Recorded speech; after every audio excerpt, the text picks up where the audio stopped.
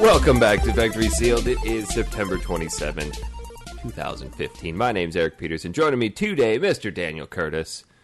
Well, hello there. I liked the other intro better. I was waiting for the what? I'm going to break it out at the most opportune moment. Just wait for it. It's one of those that just can't be replicated by anybody else. No. Ever, period. You gotta have the timing. No, it's not so much the timing as it is just the inability to comprehend the situation. That's what it boils down to, isn't it? Yeah, basically, yeah. We got Jess Clarkson. Hello. That doesn't So, sound... Jess, you managed not to set yourself on fire this week. Well, hold on.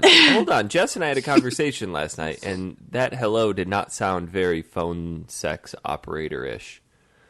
Okay, so my voice has been What kind of conversation weird. did you have? None of your business. It revolved Do your around... respective spouses know about this? No. I was going to say hashtag save it for the late night show. Hashtag save I it don't for know. They Tinder. would never be allowed a late night show. Yeah, my voice has been going in and out There the last 3 weeks. Yeah, and then I go back to normal, and then it cracks again, and it's just all over the place. So it's great. It's like a phone sex operator going through really late puberty. Basically. Yeah, that's what it Are you is. sure you're not turning into Batman? That would be pretty freaking awesome You would because like this that. is not. Just one day, just wake up and you're Batman. Oh, jeez. I bet Andrew's got to find that super attractive. Yeah, especially when it cracks. Man, oh man, it's beautiful. You sound like a teenage boy. I know, and then it comes back. It's so weird. I can't wait till we're talking about something super serious mid-show, and then just... Yeah, because that always happens. What, the super serious part? Yeah. Oh, yeah, you're right. Well, last I was week... impressed with how We got it, serious you yeah. managed to get last week. My God. Well, that got show all was of our pretty much serious led out. by Will O'Neill, so obviously it went serious. And it's a I was good thing impressed with that show. It's a good thing Dan wasn't on, because Dan would have just taken the piss out of the whole show. He should have just gone to the roof and jumped it and ran the credits early. Yeah. That's exactly why I wasn't there, really. Jess, you were asking before. I tried to go to the roof at the beginning of the game, and it just says, "Oh, I got to go to work." Oh, So yeah, because I went up to the roof, but I didn't want to go to the end because I was too afraid. You were afraid it would have accomplished the goal he set out to accomplish, Yeah, because I was trying to sabotage him. I didn't want him to kill himself. and you were trying to sidestep an hour of gaming and an hour of reading. Yes, You're that's lazy. why. I see. She will always try to sidestep an hour of gaming whenever possible. I turned it on. Does that count? Can I be on the show? I turned it on, and I just didn't play it. I hit start. Come on. I hit start. So we should probably address this before it gets to be too late. Tom's not here. Oh, where is our Tom? Tombo is at EGX being a nerd. Yeah. Oh. Now, Dan, you were saying that's not the one that Lord Voldemort sent you to, is it? No, that was the MGM Expo, I believe. Which I don't even know still exists. What does MGM Expo stand for? Massive golfing moobs. Moobs. Yeah, man boobs. If you've not But got how- moobs in Canada I yet. hear a lawnmower through somebody's microphone. That's mine. Hold on. You need to yell out there and shut up. We're trying to record a show. Shut up. Shut up. Is that better? Batman and I'm recording a podcast. Yes, that's better. Awesome. Until a motorcycle goes through Dan's living room. Yeah. Yeah. Well, it's not my fault. They built the road straight through the house.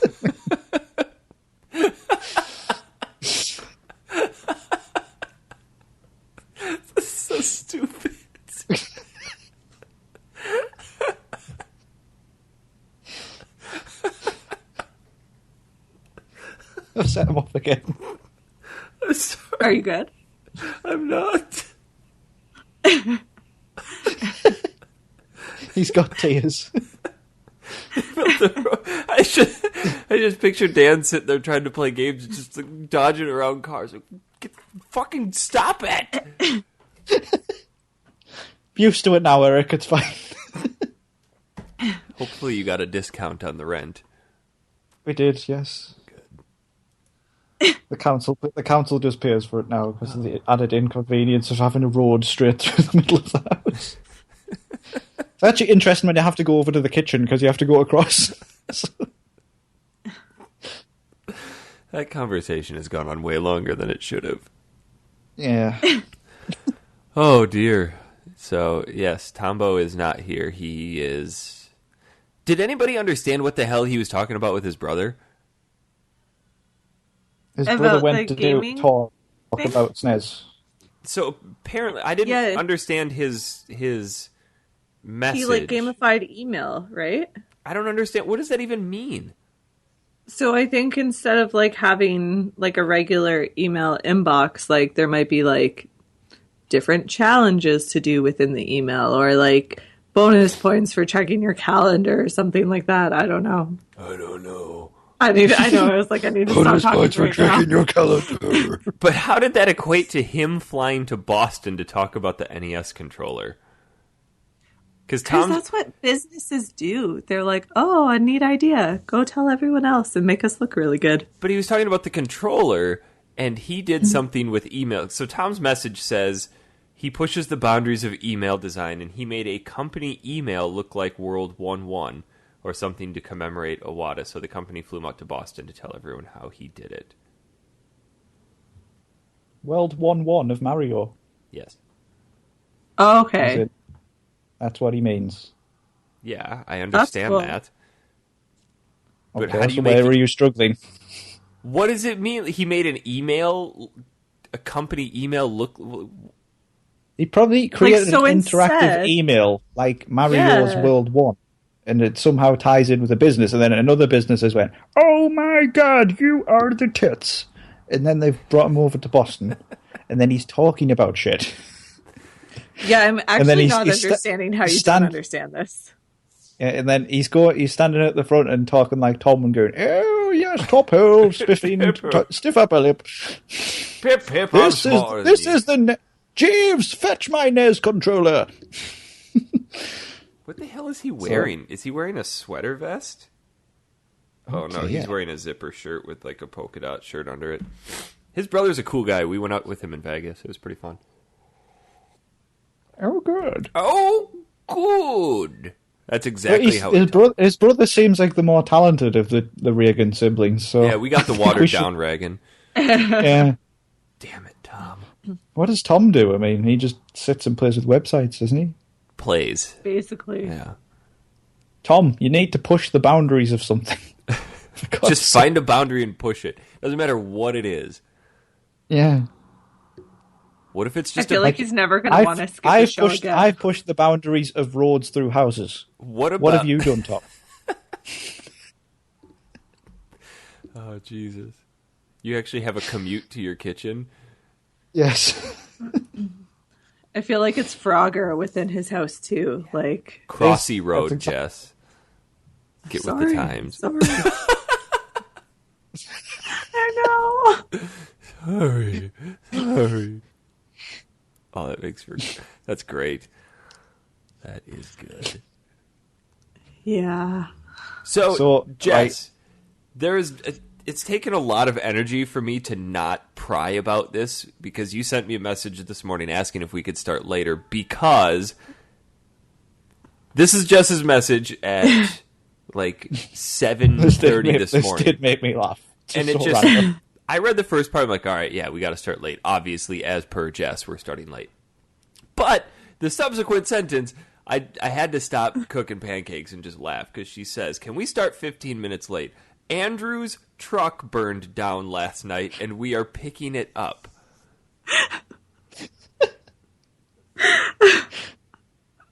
His truck burned down, like a house burns down. It just... They make the trucks out of wood in Canada. Yeah. There was an episode of South Park on at the weekend, actually, and the Canadians on South Park have square wheels.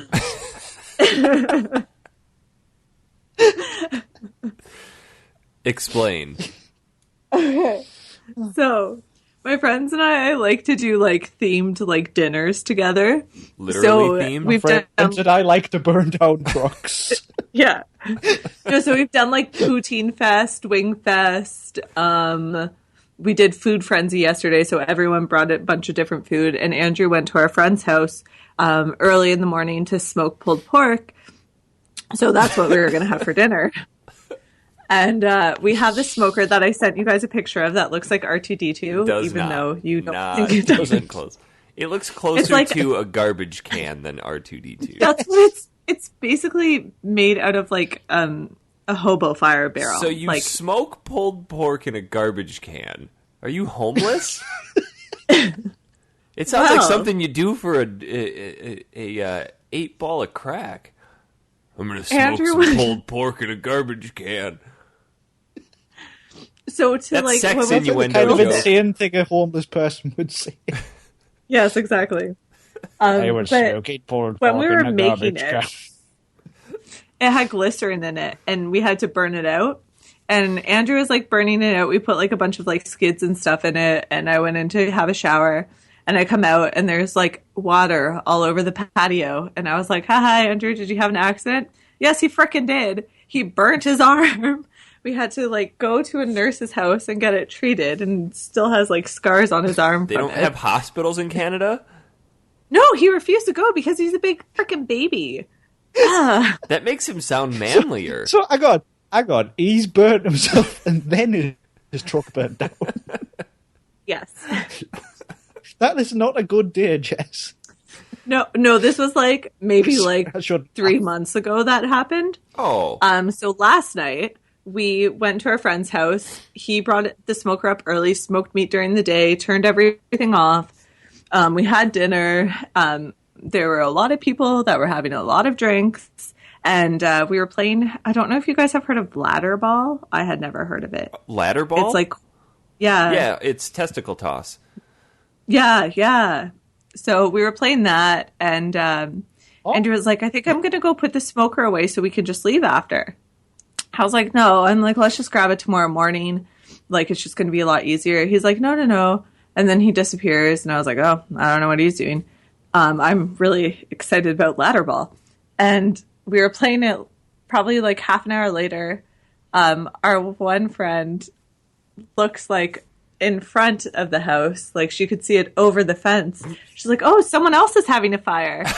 And Andrew was like, shit, and like runs over to the fence. He's like, oh my god, my truck's on fire.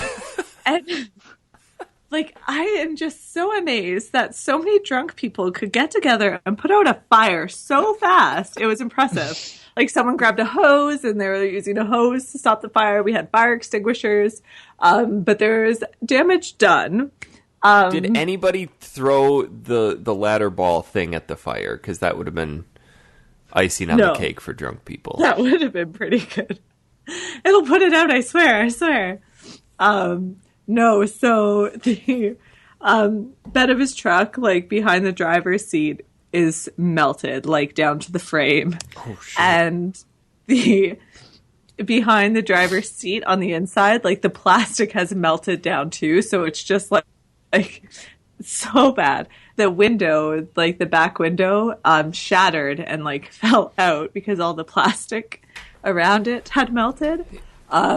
And on the inside, it's just like fire extinguisher powder everywhere. Is this a newer truck?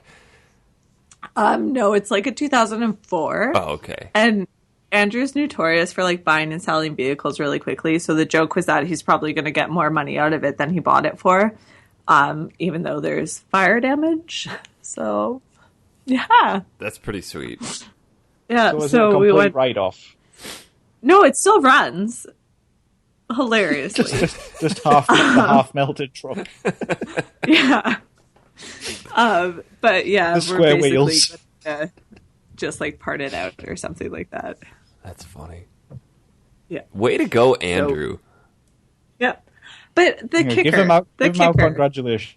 That's a spectacular fail. It gets worse though, because I thought like somehow the smoker, because there's a basket of charcoal that you have in the bottom of the smoker, and I thought first, like, I didn't know how this happened. Like maybe there was like chemicals in the back of his car that started this fire, because I couldn't figure out how the smoker basket inside the smoker would have caused the fire.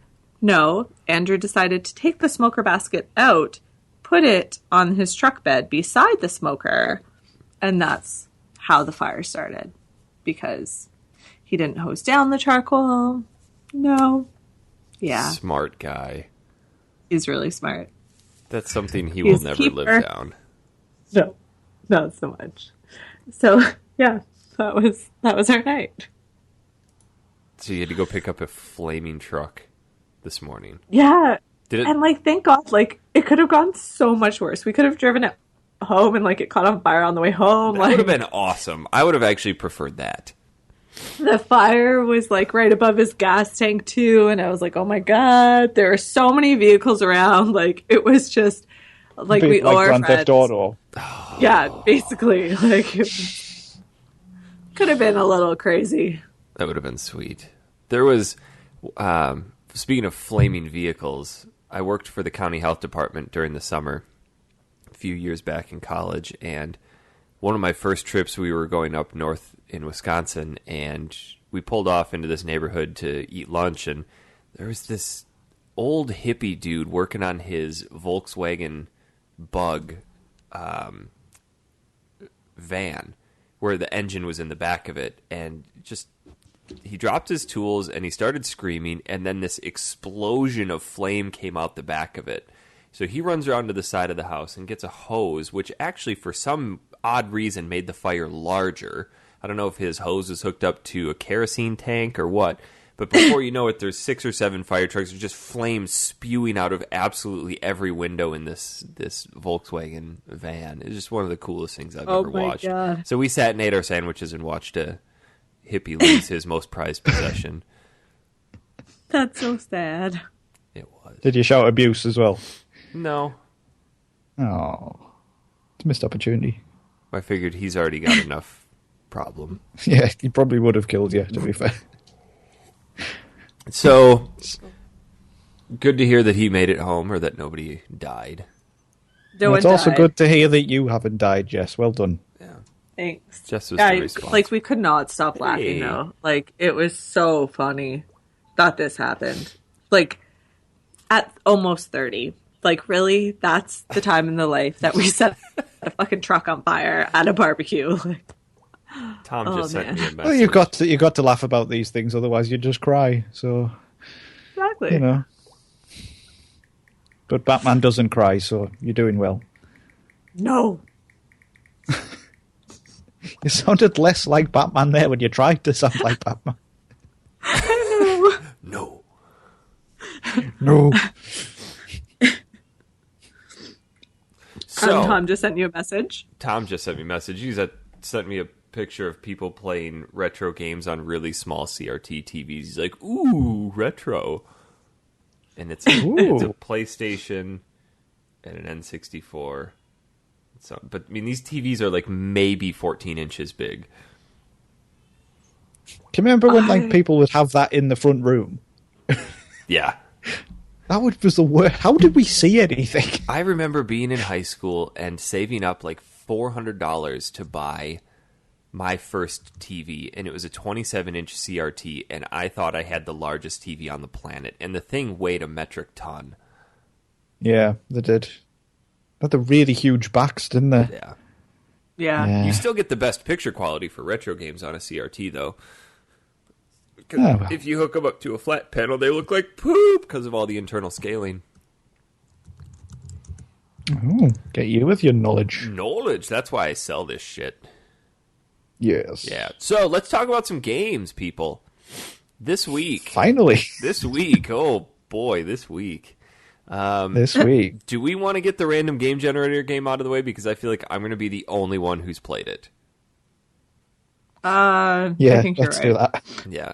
So, Well, I want to explain why I didn't play it. I couldn't get it to work. because it's a weird Japanese import. Because you're a moron. I got it to work. Yeah, basically, yeah. That's the reason. Yeah. Okay, so Yeah. I'm trying to find the post where somebody told us what to play. Anyway, I'm just going to give them a shout out, but somebody gave us a recommendation for a PlayStation game called Poppin' Tanks. And I will give Dan a bit of a pass because it is kind of difficult to get working. But I got it to work, so therefore you should have been able to get it to work as well. No, I don't have your levels of intelligence, you see. Oh, clearly. Just pretty bad. None of you can beat Andrew, so... No. Dan, did you have that TV? No, I didn't. Oh, you had that TV? Yes, I freaking loved it. It has a handle. I know, it was portable, so I could, bring it anywhere. And then, I'd have it in my bedroom and play Nintendo. Was it black and white? Oh. Yeah. I remember having a black and white TV and trying to play Super Nintendo games on it. This is so disappointing. I'm not old enough. Everything was color. Yeah, we used to have the big wooden case TVs. Yes. Yeah, where the knobs would break off, and you're like, well, I guess we're stuck on channel 3 or you'd hope it's on the channel that your consoles would take. Yeah. It was Mr. Mike Van Ness who gave us Poppin' Tanks. Thank you, Mike Van Ness, because that game is real weird.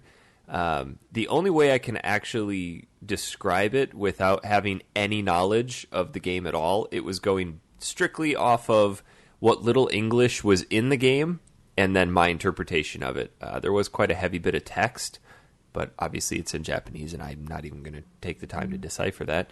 But it is a 1v1 tank battling game where you're thrown into an arena with one other player and it's the best out of 3. So first person to win 2, you move on to the next round. There's a story mode, and then there's a tank world mode, which I was not able to differentiate between the two of them at all. They're the exact same thing with different titles. I think the story mode just threw a bunch of random Japanese text at you. But you can't use the joysticks. All the moving is done with the D-pad, so if you press up on the D-pad, you move forward.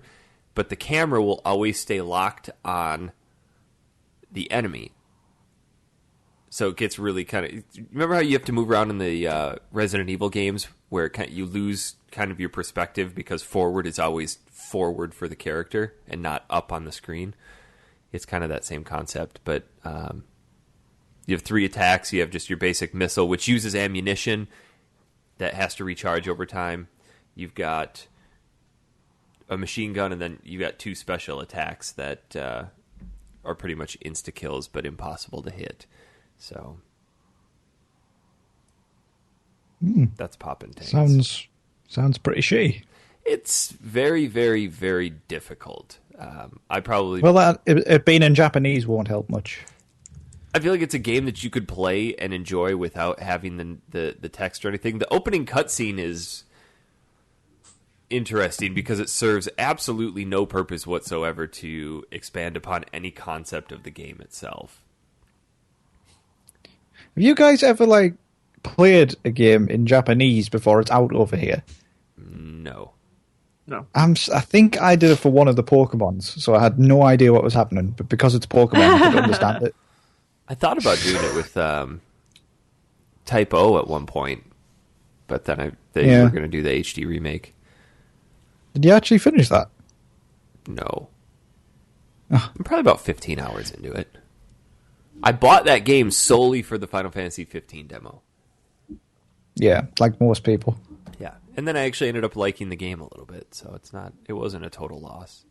But that happened with everybody bought Crackdown for the Halo 3 beta. Oh, Crackdown was awesome. Crackdown was such a good game. I loved that. I forgot that the Halo. But everybody was surprised because everybody just bought it just because it came with that. I remember it. Huh. Yeah. So you wouldn't recommend Poppin' Tanks then? Maybe if it were in English, but no, the controls are so bad. The tanks have such varying levels of effectiveness. The one that I played, I went based off the statistics. I'm like, okay, these are all pretty even. That's usually a safe bet for a newcomer, is take the balanced one. Yeah. It took me probably 5 or 6 rounds, full rounds, before I was able to beat the other guy, but then I still wasn't able to beat the best out of 3 for a few more rounds after that. Because some of the super attacks, one of them is just this big electric ball that shoots out, and if you miss it, you miss. The other one shoots out a bunch of bombs in a giant circle, so you now have 12 points of contact, and if they blow up counterclockwise, so if you hit them on that first one that blows up, they'll just bounce them around the circle and kill them. You can blow up buildings, and there's health in there, and if the enemy gets the health at all, you have absolutely no chance of winning the rest of the match. It's just it's a very difficult game. Yeah. Well, I'm kind of glad I didn't play it then if it's that bad. It's not bad. It's just really hard. Yeah, you're really selling it for us. I'm not. Yeah. I didn't understand what the hell was going on. Maybe it's got stellar story. Wonder what it got for reviews. Considering it's called Poppin' Tanks, I don't really think so. I think we need to talk about the picture you tweeted out from it as well. Oh, yeah. So it's really quirky. I mean, it's a Japanese game. It's super quirky.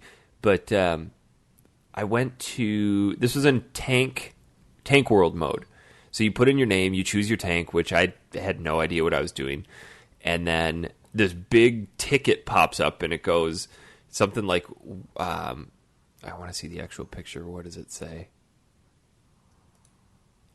It says, "Welcome Tank Competition." It's just CONPETITION.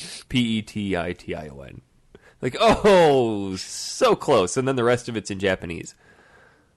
So I don't understand why Japanese games do that. They put a ton of English in there. In stuff that's like... It's very integrated into Japanese culture, though, the attempt of English. Hence my folder of English pictures when I go back. Oh, that was so funny. Like... My favorite one was when the first day I got there, and it just has a picture of a dog. It just says, "Please curb your pets." Please curb your pets. I just don't know why. Don't even know. It was just so funny. I literally spent that entire week just taking pictures of stupid shit. It's just spelled. Like, did I tell you about Take a Shitter Street? No. That's amazing. Is it actually a place called Take a Shitter Street?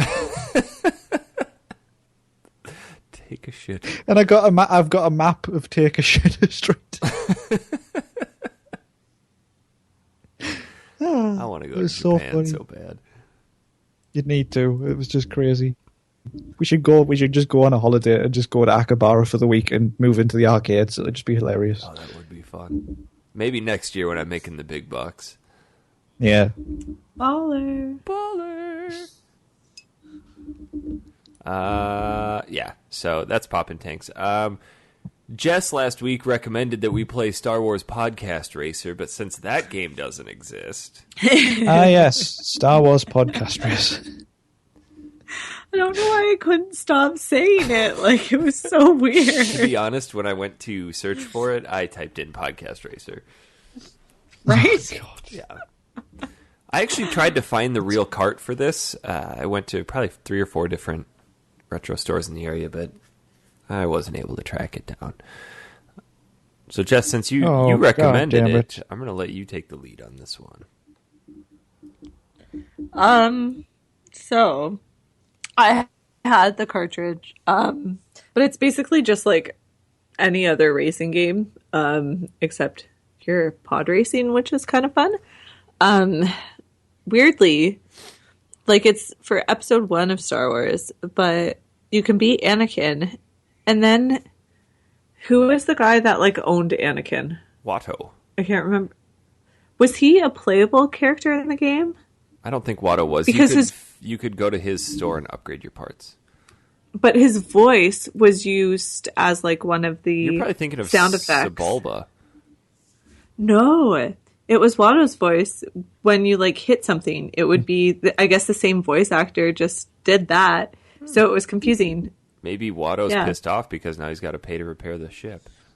Maybe. But it's kind of fun. Like you are in a pod, so it's like hovercrafty, and um, I sucked, so that was great. I played it with Andrew, and we just played the verses. I don't think I've ever played like anything other than like two-player racing on this. I don't know if you guys. See, I didn't more. understand the repair mechanics. I just couldn't wrap my head around it. It is a very cumbersome control system. Yes. If you actually don't read the instruction manual, you'll have no idea how to do the boost. And the boost, the boost is integral for winning. The first two or three matches you can get through without boosting. You need. I got up to the second of last one. What's that? I got up to the second of last one without boosting. Well, get you, sister. You hold up on the joystick, and then your meter on the right will go all the way up to the top and turn to a green light, and then you let off A and press A again, and you'll boost. But if you hit something, your boost goes away. And that's who knew? That kind of comes in with one of my main complaints about this. It's very squirrely. It's obviously pod racing is meant to be very fast paced, very intuition driven, I guess, is how they explain it in the movie. But it's just, I spend way too much time slamming into the walls to get around the corner. It felt very much like Wipeout from the PlayStation. Yeah. And they didn't, the air brake didn't give you enough slide around the corners. Yeah, I think it would be hard for us to find someone who's smashed never up crashed. too much as well. Yeah. For the repair, Dan, you just hold, isn't it left trigger or Z or something, and let off the gas and your ship repairs? Yeah, it was the right shoulder button. Right shoulder, and you just let off the gas and your ship will repair. Okay, that would make sense. Thanks. Yeah. To be honest, my emulator wasn't working very well, so... Does it ever? Yes. But for this is quite a common issue with this game, apparently. But if you try to emulate it, it renders it incorrectly. Huh. So you can only see the top. You can only see the top half of the screen unless you change some settings in your emulator. That's all you need. I was playing it originally, and I couldn't actually see the pod race. I do remember that too. Yeah, it was terrible. But what I thought was kind of fun, although I never used it because I like crashed and burned all the time, was this one of the C buttons will make you go sideways so you can fit through like little gaps and stuff. I was trying to figure that out. Yeah, I think it was the left C button would turn it sideways. There was two. You can turn to either side. So maybe left and right. You have to take your hand off the gas at that point then. Yes. Well, maybe. I suppose with an original controller, but with the PlayStation controller, not so much. Oh, did you? Yeah, it was very cumbersome. Yeah. It's not the best racing game in the world, let's face it. No, so it's a cheap cash. It's a cheap cash in for Star Wars. I had fond memories of this, but then after playing it, I realized it wasn't this pod racing game that I had fond memories of. It was the PS2 version called Revenge Racer. Oh, and that game. See, I really liked playing this when I was a kid, but I didn't enjoy this one too much because it felt too grindy to me. You had to keep. At least, yeah, you just weren't getting any money for winning races, were you, to buy things? So you had to keep replaying the same race to win, and then the prices on some of that shit were extravagant. So I didn't really... I think I played through... There was one level that I could not pass because there was a jump in it. And I could never clear the jump. Every single time. Died. Every time. I think you have to pull back on the joystick. Were you doing that? No. You probably have to boost over it. Well, how did you pass it if you didn't know how to boost? I didn't. I think that's where I quit. And okay, that wasn't the second to last level then. That was like the fourth. Oh, no, I did get past it then because I did definitely get up to that. I think because just when you crash, it takes you over, doesn't it? Yeah, it does. So there you go. So what's the problem? I didn't... You're just so shit you can't catch anybody up. Yeah, pretty much. Fair enough. Fair So I enough. went and played some of the Revenge Racer, and holy crap, that game is night and day. The N64 one was okay. It wasn't very well received. It was kind of a ho-hum game. But man, the PS2 version is awesome. Just in terms of the improvements that they've made. It feels a lot smoother. It's super fast-paced, but it's not so fast that you're just slamming around on the walls. The one main difference is that if you explode, you're done. The race is over for you. But you can also knock other people out, that too. Would be annoying. That's crazy. So the way that when you're racing, if you knock somebody out, it counts as a KO. And Watto has a bonus system for when you win, you'll get like 3,000 Trugits. But if you knock somebody out, you'll get another 25%. If you knock 2 people out, you'll get an extra 50, 3 people 75, and so on.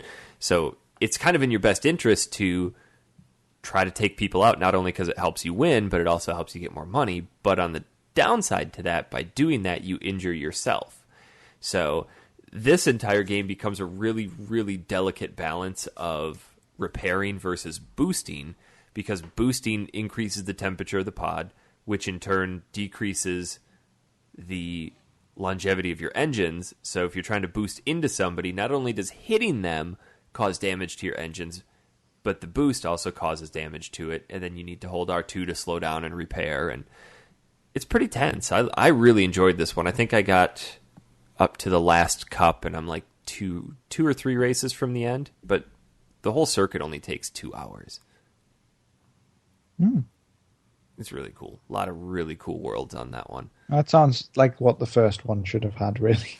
Yeah. But it was back in the day, so we'll give it some. It's okay. I mean, the second one, the PS2 version, has a lot of different stuff you can do to upgrade, and it doesn't feel really grindy. I never had to replay any of the races just to get enough money to upgrade, but you can upgrade all the different categories. And every race that you win, you unlock a new character. So there's tons of unlockable characters that you can go back through and upgrade. And it's just, I actually never got tired of playing it. This N64 one I got really bored with real quick, but I think I stayed up to like 1:30 last night playing the PS2 version. Wow. It's good. It is real good. I think it's Star Wars Racer Revenge, not Revenge Racer. Huh. Yeah. How's the co-op on the N64 one? It was fun. Like, that's really all I played of this game, like, growing up and stuff. But, I liked it. Growing up and stuff. I know. I thought it was a lot of fun. Like, it's more, like, it's not as interactive. Like, it doesn't have anything that you can, like, weaponize or anything like that, Well, any boost. So it's kind of pod racing game. Yeah, I feel it needed more weapons. Of course you Awesome do. weapons. Like every but game like it needs was a weapons. very fair fight, I guess, because of that. Like, it was basically just who can knock each other over, press the controller so you fuck up and win kind of game. Yeah. Yeah. Yeah. Should this have been considered for our kart racing game show? No. No, it doesn't have weapons. That's true. No, it just does not. No. No. No. I don't like playing it now. I'm like, I don't know why I liked it so much. I do. I was excited going into it, but this is one of those games that did not really hold up well over time. Not only did it look terrible, I mean, the graphics are very, very, very dated. The audio cues or the voice acting taken directly out of the movie was really out of place. Like when Anakin is repairing and he's like, "It's working! It's working!" Like that was the worst part of the movie. There's also didn't bits even- where the guy who owns Anakin, I forget what his name is because Watto. that film shit. Yeah. But and then he just grumbles something like they're always taking things from me, and he just says that about 1 million times. I was like, shut the fuck up. I like it when he takes you to his junkyard. He's like, "Oh, if you can't afford the stuff in here, let me take you to the junkyard." I expect to go out there and see tons of really cheap crap. No, there's like 4 items and they're 5 times the price of anything in his store. It's like, you're a terrible salesman.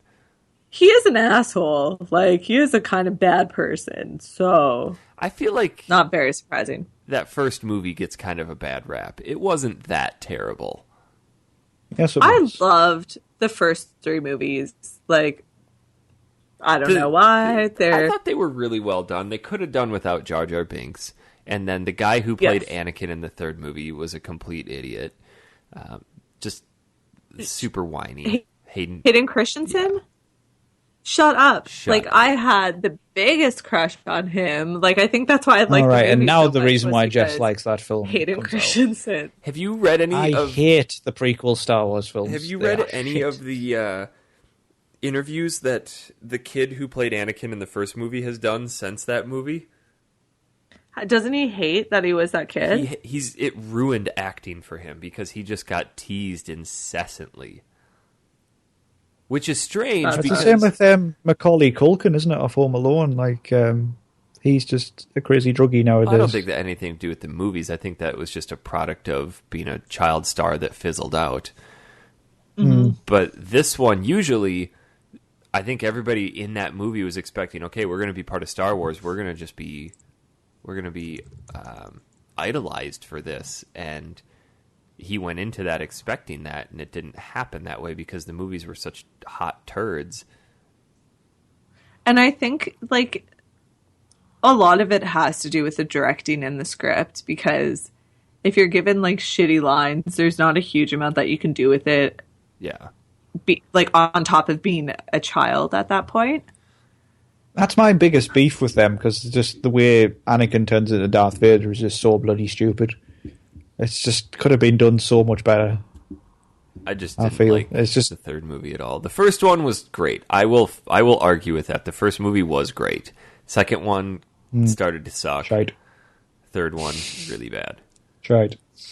I tell you what was really good though, the Revenge of the Sith game. That was amazing. What was that? I don't know for? if you ever played it. It was PS2 and the original Xbox. I think I've got it for the original Xbox, and it is you play as Obi-Wan and Anakin, and you go through basically the plot of the movie. Then it has like levels where you have duels against other Jedi. I do remember that. And you fight Mace Windu, and then you can in the end you can have Obi-Wan versus Anakin, and then there's an alternate end where Anakin wins instead of Obi-Wan and stuff like that. It's just such a good game. Really? It is really cool. I do remember that game. Really good combos and stuff, and just really quite good for the time. Like Kind of similar to the For me, modern there's not Batman many- combat, isn't it? no, it wasn't. It was just kind of like a hack and slash game where you have free control over the combos and stuff, and you had force powers and stuff. But That's cool. It quite expanded quite a bit on the movie and stuff as well. It was really good. Huh. I remember I used to play the boss battles all the time, and then there was a 2-player mode as well where you could duel with other people, and it was that was really good as well. Like you could be Mace Windu and General Grievous and all kinds of people. It was really good. I always remember it because Mace Windu goes, he gets his purple lightsaber and goes, "I will strike you down with great vengeance," and you just fight. I was like, "Oh, it's great."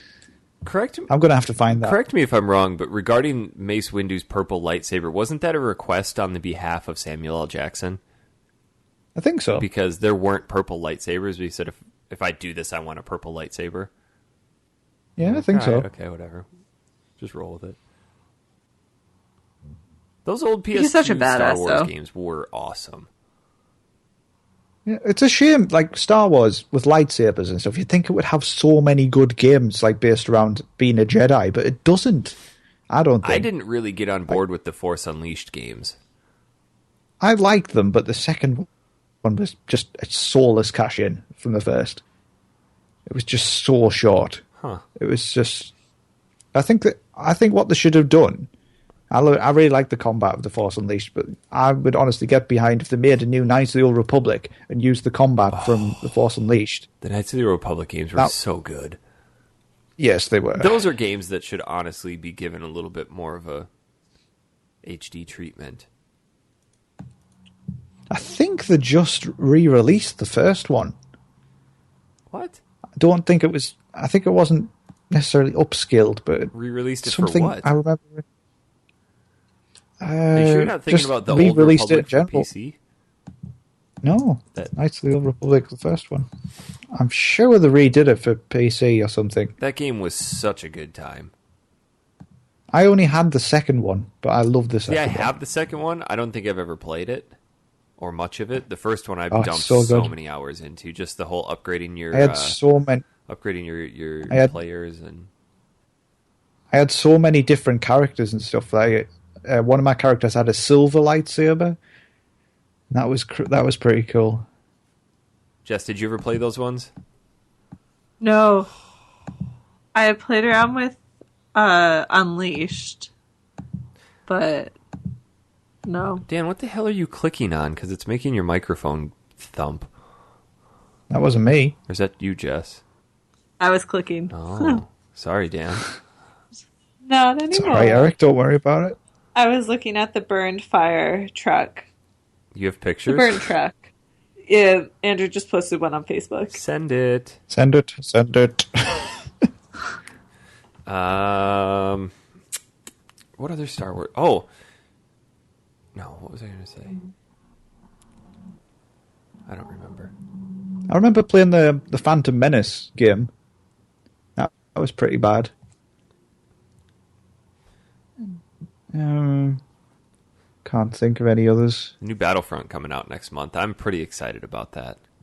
Oh, Star Wars Battlefront 2. That was my favourite. I didn't play Battlefront 2. I played Battlefront 1. Did Battlefront 1 have space battles? To be honest, I don't remember.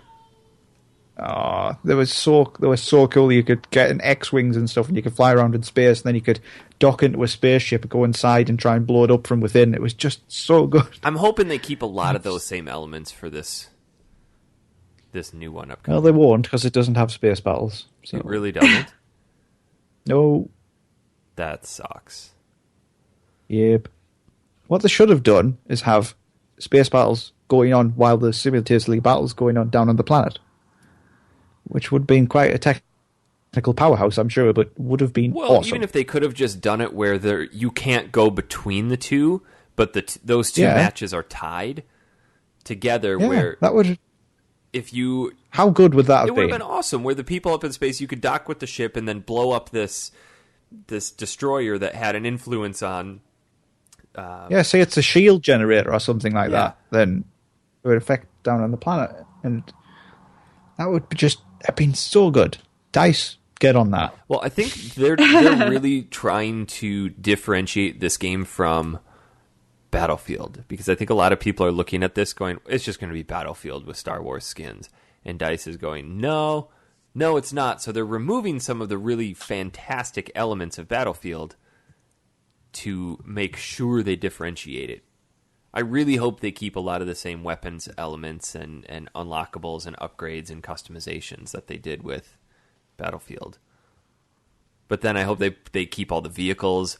I mean, AT-ATs and speeders and all of that shit. That's going to be awesome if they keep that in. Do you call them the AT-AT or is the big AT-ATs? AT-ATs. AT-ATs. AT-ATs, I call them. I say AT-ATs too. See, They were named. AT-ATs They were named are, that because of a beef that Lucas had with AT&T. Really? That's why they were called that. That's hilarious. those things, when you control them, it's a special on-rails thing, so you don't have full control over it. Oh, So I'm still going to buy it just to support it because Battlefield needed to come back, or Battlefront needed to come back. Yeah, it did, but The original I'm not Battlefront sure this 3 that is was the in fight development was at like 99% complete when they canned it. something like that. Oh, if they had just kept the same as Battlefront 2, I would have bought it, because Battlefront 2 was awesome. I mean, you could play as Jedis on that one as well. And you could leap like across like half the map in one jump. It was excellent. I really should have played those. You should. Those had online component with them too, right? They might have done, but I wasn't internet enabled back in the day. Oh Christ, I could just imagine how terrible your internet would have been back then. Oh yeah, hasn't improved much nowadays. I feel like there's something else that we should talk about. I finished Metal Gear. Me too. Oh, how is that? We're not going to ruin anything, but I'm a long-time Metal Gear fan. I've played through the series multiple times in both release order and canonical order. And this game was awesome starting out. I mean, it just blew me away. I'm like, this game is going to be fantastic. And it just got more and more disappointing with every passing mission. And then you get to the end and you went, really? I mean, the hype surrounding this game was incredible. And usually the hype surrounding Kojima games is deserved.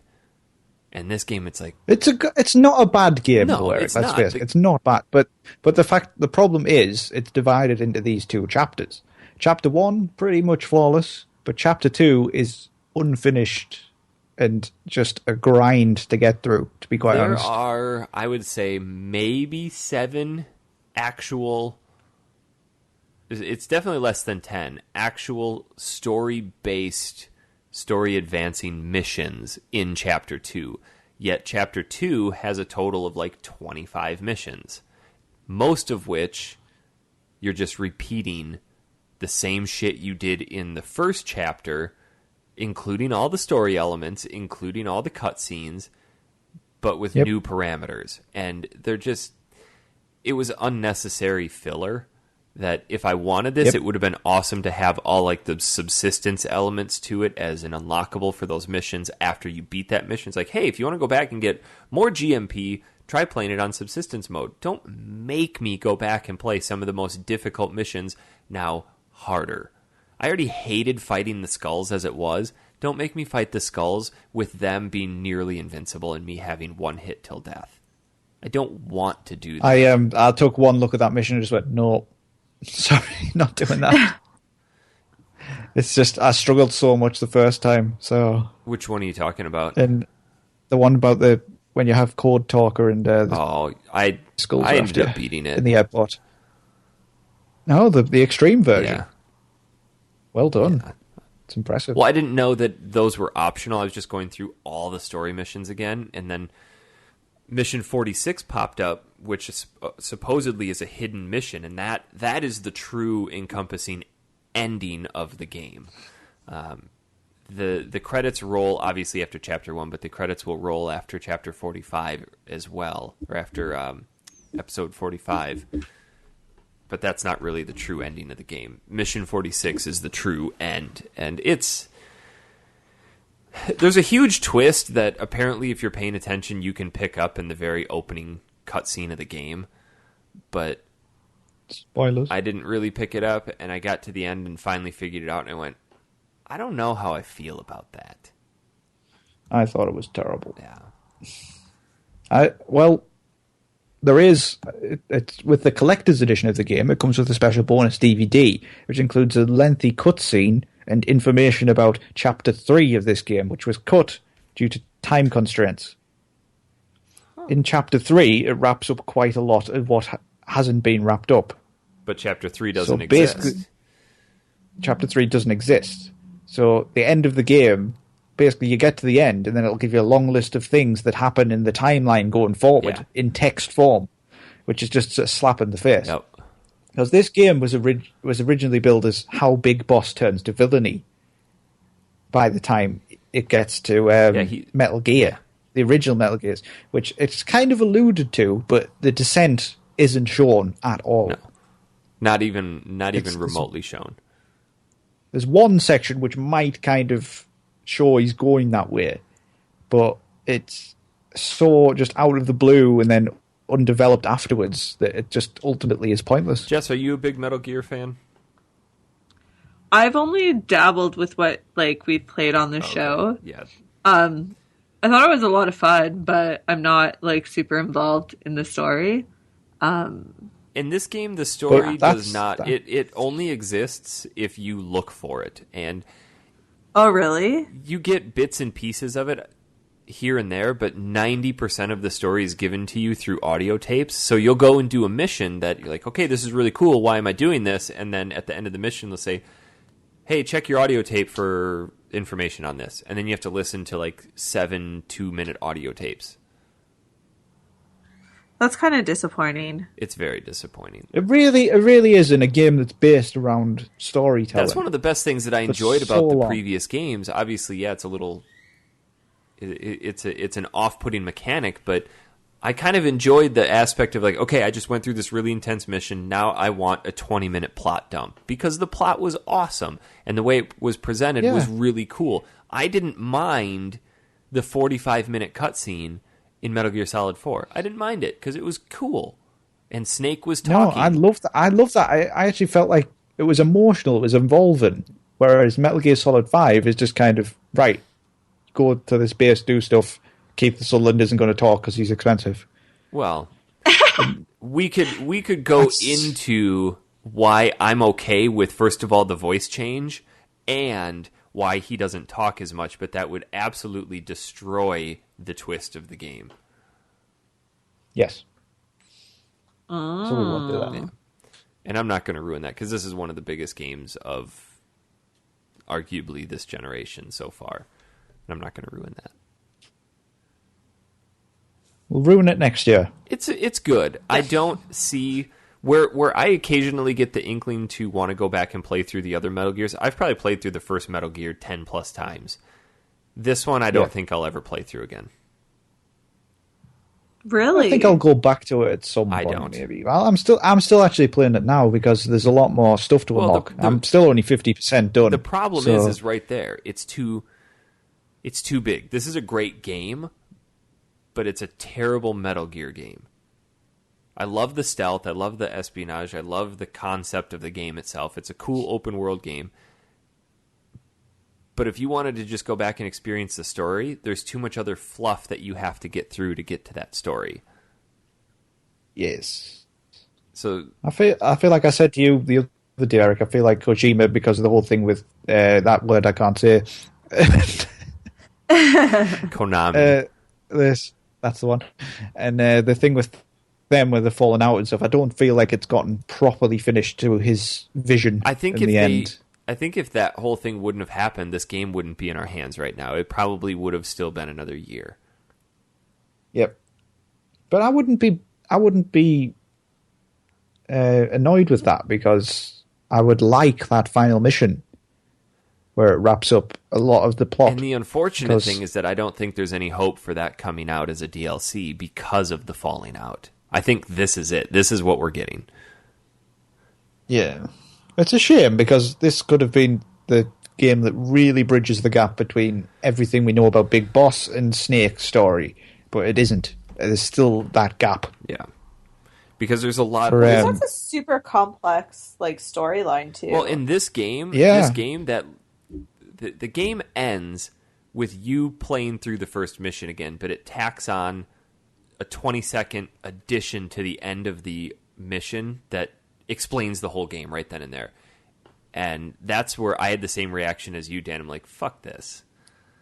And it was Yeah, because the prologue mission is a very slow-paced affair. So it's because Snake's just woke up from a coma, so for most of it he can't walk properly. Yeah. So it takes about 10 minutes for him to actually start walking properly, and then there's a lot of cutscenes, and it's just, you're like... But you don't want to skip the cutscenes again in case you've missed something. Well, because they started that mission out by adding an additional 20 seconds to the front of it. You're like, ooh, this is different. So then you want to watch it. You're like, what else is different? And then you go, well, I got to the end and nothing was different. Yep, absolutely nothing. So if you are going to do that mission, skip the cutscenes. But this... Just not the final one. This game, the way it leaves it, adds a whole new level of complexity that almost changes... Well, technically, it actually does change your understanding of the storyline of every game in the canon that takes place after this. Yeah.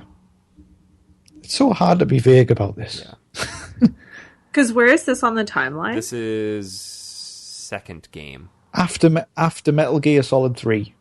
Third game, technically. Okay. So it goes 3, Peace Walker, 5. Oh, okay.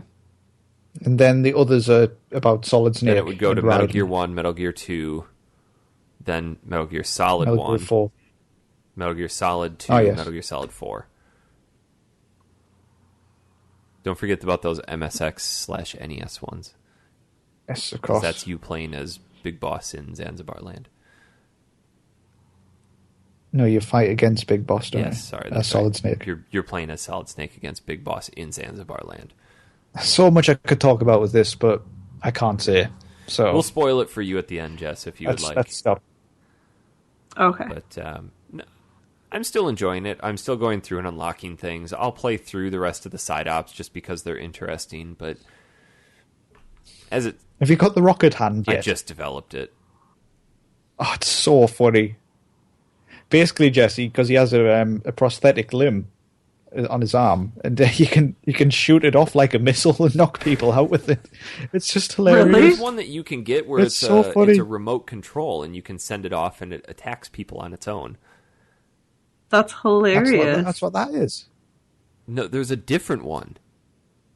Oh, Like you can control it once it's off? Yeah. There's also one called the Hand of Jehuti or something, and you can shoot it off at people, and it teleports them to your position. So you can Apparently, Fulton them. there's a wormhole Fulton system, too. Where when you attach the Fulton to something, it instantly teleports out so they can't shoot the balloons down. Oh, that's handy. I've noticed... There's also, did you know, if you get on a cargo container, if you Fulton it and stand on top, you get a button prompt and you press triangle. It's a quick way to get off the map without waiting for the helicopter. Really? Really? I did not know that. There's tons of daft little things in it. I didn't know that you Like that. could Fulton vehicles that had people in them still driving. Oh, I do that all the time on the side missions. That's pretty fun. Yeah. So, But it sounds like there's a lot to do. There is. It's there just is. more It's of a the story huge that's game. disappointing. Well, oh, yeah. Yeah. This game is actually making me want to finish it so I can go back and play other open world games like The Witcher that I haven't spent as much time with, because it's kind of reinvigorated my desire to play open world games. And It's a unique open world game. It's the best take on stealth in games that's ever been made, because it's so flexible and you can do whatever you want. And it takes all of the best elements of every Metal Gear before this and compiles it into one game. it's just a shame the storyline isn't up to scratch. But as a game itself, I've had a lot of fun with it, just playing it. I mean, at its core, it's basically just go into a base, knock everybody out, Fulton them, rescue something, get out. But it's just so fun because you can approach it in so many different ways. Like, one of the best things you could do is just approach somebody in a cardboard box, wait until they get near you, leap out the cardboard box, and scare the shit out of them. Eric, I've also discovered you can get, you know how you have empty magazines to distract people?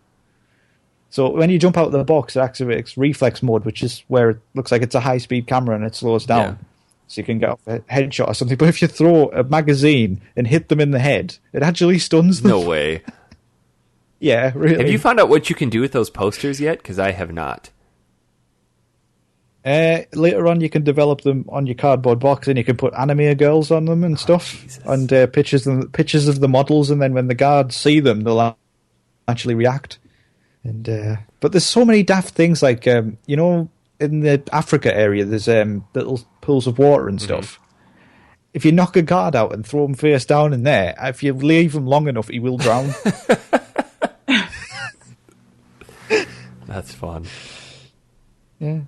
It's just so good. But that thing where you can Fulton yourself out in a cargo container, I'm going to have to try that because that's just so handy. I have the collector's edition of the guide, and I've actively been avoiding opening it because it's just filled with spoilers. I couldn't figure out how to get one of those missions that you and I were talking about, so I opened it up, and then I noticed Mission 46 wasn't in that book. So that's how, when I got Mission 46 just haphazardly, I'm like, wait a minute, 46 isn't in the book. So I typed in Mission 46 online, and it said this is the true hidden ending, and this is how you have to get it to and fulfill these requirements. So okay, it just unlocked for me straight so away. they're pretty basic requirements. It's not too difficult. But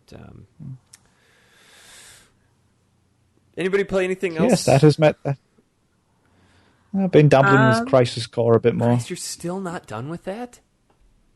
I've been playing Metal Gear. Leave me alone. Jesus. Now that I'm done with this, I can focus a little bit more attention on Chrono Trigger. Oh, I love that game so much. It is very I've just done the section. I know. I've just done the section on Crisis Core where they go to Nibelheim. Oh, I love that part. And, you're yeah. not too far from the end, from what I can remember. I know. I can imagine it's wrapping up. I know what happens at the end anyway. So, but still, that part at Nibelheim is where things kind of escalate. It's like, yes. Yeah, but because you've seen that in Final Fantasy VII already, but it just expands on it, it makes it more awesome. Yeah, and it's then you get to fight Sephiroth and play as One-Winged Angel, and it's just so cool. It's a very good game. Very good. It is a very good game. I like it. No, I'm really, really enjoying Chrono Trigger as it is right now. I just finished the section at the beginning where you're in the future, and then you come back to your normal era. But I don't know why I didn't play this game years ago. I have no excuse. It holds up so well as well. Yeah. Do you have the Wings of Time yet? Can you travel between eras as you want? Okay. Spoilers. Yeah, thanks. My only exposure to this game was through Chrono Cross, and that game is garbage. Well, see, because you didn't like that, you probably thought Chrono Trigger wasn't very good as well. No, I knew Chrono Trigger was great, but I don't know why I never played it. Well, it's just one of those things, was passed you by, but it is fantastic. I might replay it myself, Yeah. to be honest. If you want, you can join us for that show we're going to do on it. Okay, might do. I played through it quite a lot, so I know most Jess, of it. you been playing anything else? Andrew and I, after we played Podcast Racer, we played, is it NHL hockey? Wayne Gretzky For hockey? the N64? I love that game. That is one of the best hockey games. It is. It was so fun. I was a stupid kid when I got my N64 because I got one and then my mom got one. My parents were divorced, so my mom had one in her house, and they had Mario 64. So when I got my N64 and a copy of Mario 64, I said, well, I don't want this. I've already got it at my mom's house. So I returned Mario 64 and got Wayne Gretzky's NHL hockey.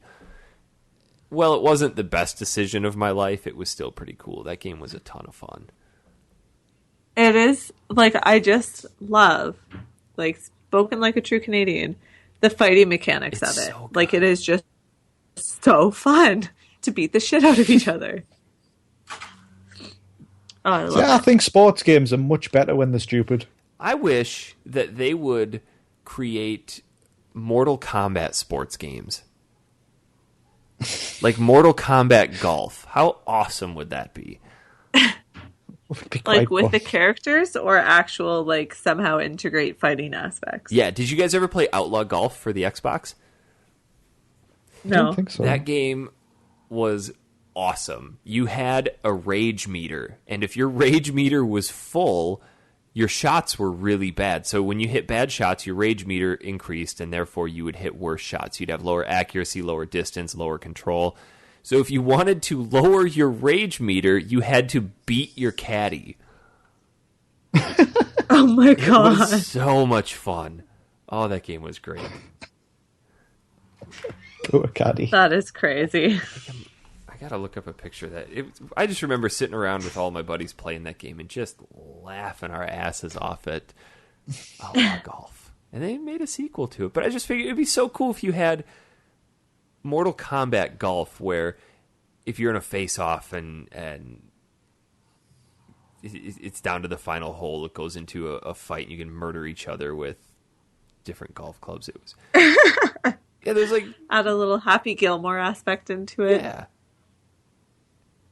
total lesbian action in Outlaw Golf. Here's a picture from Outlaw Golf Summer 2. I mean, I love how it's just scantily clad women and gimps and all kinds of stuff. It's just such a fun game. I highly recommend it. It's not a serious golf game, but it's difficult. It's not. You reckon? It's actual good golf. It's a decent golf game. Yeah, the gratuitous lesbianism helps and as well, there's of course. bondage. One of the ladies is a dominatrix, and her caddy is just this gimp, and it's fun. That is so funny. It's pretty cool, and you can go up and spank him, and it's a good time. Reminds me of Oh my God. BMX Triple X back in the day. which is just purely sold just because it had triple X on the box. BMXXX. Oh dear. Yeah, Outlaw Golf. We do not have an... Oh, go ahead. Actor and comedian Steve Carell provides the commentator track for the original Outlaw Golf. Oh, really? Yeah. We'll get that. We do not have any emails this week, but if you want to send us an email, factorysealed@manatank.com, or you can go to factory-sealed.com and use the email contact form on the sidebar towards the bottom. Nice directions, Eric. What? On the side towards the bottom. How much clearer does it need to be? Go to the thing and do the thing. Do the thing with the stuff and the places. It is... So, should we do the random game It is generator? time for the random game generator. If you are unfamiliar, this is a new-ish feature wherein you, the listener / the reader / consumer of our nonsense, give us a console, a letter, and a number, and we plug it into our very fancy algorithm, and it pops out a game. Very fancy algorithm. Like, don't you just count it on your fingers? Shh, Jess, Sorry. don't Trade ruin the secrets, illusion. trade secrets. Do not Sorry, pull the curtain sorry. back on this one. This took a lot of time and effort. So, we have 4 games that have been suggested for this week. First of all comes from Mr. Mike Van Ness. We can always count on him to drop a few suggestions. So, he gives us Game Boy Advance, letter L, number 12. Dan, what do we got? We have Lemony Snicket's A Series of Unfortunate Events. Fuck. Shut up. Shit. Somebody writing these down? No, you are. I'm not writing them down. Yes, you are. You always do. I'm not writing them down. Just somebody write them down. Put them in the chat somewhere. It's happening. We have... Okay, that was from Mike Van Ness. Oh, Christ. The next one is Super Nintendo. This comes from Mark Haddock. Super Nintendo Z15. Well, Mark, I'm going to tell you right now, there were only 4 Z games for Super Nintendo. So 4, 8, 12, 16. I must point out that Mike Van Ness actually missed Lego Star Wars by 1. Oh. That sucks. So, here we go. From Mark Haddock for Super Nintendo, we are playing a game called Zero, the Kamikaze Squirrel. And it's made by Iguana Entertainment, so they make some pretty good games. I'm quite excited He for missed... that. We are so recording that one. He missed Zombies Ate My Neighbors by 1. I know. It seems like all the good games get missed by 1. We've got Ben Merrick, Sega Genesis, M25. So with that, we are playing a game called Math Blaster Episode 1. Shut up. Like actual Math Blaster? Like regular Math Blaster? Actual Math Blaster, created by Davidson and Associates. I'm so excited. Of course you are, because you're Nice. terrible at math. And then the last one comes from Sean McIntosh, Super Nintendo P16. Let's go to the P's. We have Phantom 2040. I've never even heard of that. What's that for again? Super Sorry, Nintendo. SNES. What is it called? Phantom 2040. Phantom 2040. I'm pretty excited about Zero, the Kamikaze Scroll, I must say. I'm like excited for all of They're them. going to be pretty fun. That's quite a selection this week. I think since we have such a big turnout for that, I think that's what we should leave for next week. Just focus on playing these 4. However, I do think that at some point we should choose a bigger game to burn through again. Yeah, Zelda. I feel like we just did a Zelda game though. we did. Yeah. So We could do- I have one. Tony Hawk's Pro Skater. Yes. I have that Thank too, I you. think. So good. but I'm not decided on 1 or 2 yet. 2 is so much better. It But is. that soundtrack just like makes Define your life. childhood. There was Yes. the first demo, or the demo for the first Tony Hawk game was so good. I remember having that demo and playing through the warehouse level hundreds of times. Because that's the only level that was there, and you could only play it for 2 minutes at a crack. So good. Okay, so maybe for the week after, we'll play the Tony Hawk games. Yes. So next Yeah. week we have Phantom 2040, Zero the Kamikaze Squirrel, Math Blaster, and Lemony Snicket's A Series of Unfortunate Events for Game Boy Advance. Beautiful. It's going to be a hot pile next week. Hopefully, me and Eric shut will up, be Math able to Blaster's record awesome. one. We'll try. So I'm thinking Zero the Kamikaze. Absolutely. record. Any final thoughts before we wrap it up for the week? You're an idiot. No. Yes. What? Oh, Jess, where can we find you on Twitter? At I have a Jess. Dan? Frosted Sloth. If you want to follow Tom, you can find him at Hyperjelly, but you can find me at Honest Pizza. That's going to do it for... You can also find Factory Sealed at factory_sealed. And if you have the actual Social at media Factory manager. Sealed account, piss off. Oh, there is a restaurant in Ireland that named itself after me. Called Oh. Honest Pizza. Yeah. Excellent. I can see that. They're probably pretty pissed off that their Twitter handle was taken. Yeah. And that when they... By some idiot with a pizza face on. And then when they go to get SEO on all of their websites and shit, it's like, oh, we've got 5 years of bullshit gaming SEO to overcome. Suck it. I was here first. Now I want to Google this restaurant. Honest Pizza, established 2014. My God. So I sent him a message. I sent a tweet out saying, hey, someone named a restaurant after me. And they didn't say anything back. Oh, it's because they hate you. They're like, oh, here's that moron. I think you should steal their logo and use it for your Twitter. Yeah, they're. I'm not even going to call out their Twitter handle. Jesus. Oh well. Yep. Their food looks really good, though. Whatever. I could be their spokesperson. Won't be as good as Eric's food. Don't worry, Eric. They have 191 followers. Congratulations. Oh. Yeah, because their restaurant has another name as well. Does it? Yeah, honest to goodness. Oh, whatever. I'm cooler. I was here first. I'll be your spokesperson. Just send me pizza.